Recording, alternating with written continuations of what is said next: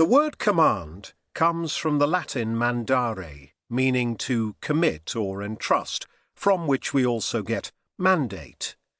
The verb sense led to the noun sense, which was from the start synonymous with an order, but one that came with special authority. Contemporary dictionary definitions still point to authoritative orders to be obeyed without question. The British Army has defined command as the authority which an individual in military service lawfully exercises over subordinates by rank or assignment. It embraces authority, responsibility, and accountability, has a legal and constitutional status, and enables individuals to influence events and order subordinates to implement decisions. In a chain of command, orders start at the top and then cascade down until they reach the lowliest individuals. Below the supreme command, those in the chain are always accountable to someone at a higher level for what they do with the orders they receive and for the quality of the orders they issue.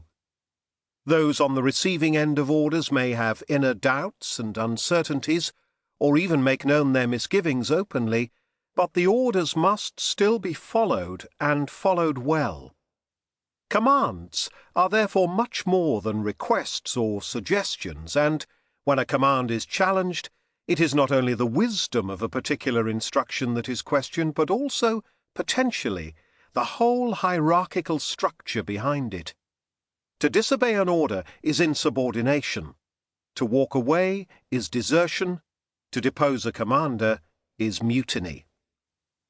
Military organizations need strong chains of command because they are about disciplined and purposive violence. Commanders put those serving under them into unnatural situations where they might be killed as they seek to kill others. At times of war, the special challenge of military command lies in persuading people to act against their own survival instincts and overcome the normal prohibitions about murdering their fellow humans. The stakes can be extremely high. Commanders, especially at the senior levels, can feel the burden of responsibility for the fate of nations, deeply aware of the potential for national humiliation should they fail, as well as the glory if they succeed. Disciplined, fighting organizations act on commands, but however well crafted these commands might be, they are not necessarily followed automatically and as intended. Sometimes they are simply inappropriate, perhaps based on dated and incomplete intelligence, and could not be implemented even by the most diligent subordinate commander. In other cases, subordinates may feel that implementation is possible but unwise, or that there is a better way. Faced with orders they dislike or distrust, subordinates usually have alternatives to outright disobedience. They can procrastinate, follow orders half-heartedly, or interpret them in a way that fits better with the situation confronted. In some cases, commanders encourage those closer to the action to make the final decisions. Others want to be consulted every step of the way. Command, therefore, is not a simple matter. It is about much more than handing out orders and ensuring that they are enacted. The stresses of combat impose special demands on commanders at all levels, and it is assumed to require people of special character.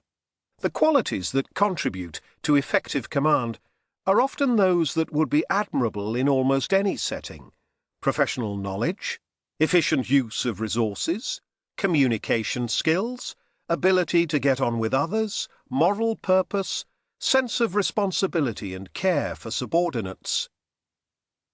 In 1948, the US Army developed 11 Principles of Leadership, which were published in an Army Field Manual on Leadership in 1951 and taught thereafter to new cadets at West Point. These included the need to ensure tasks are understood, supervised, and accomplished, that people are trained as a team, that decisions are sound and timely, and that units are employed in accordance with their capabilities.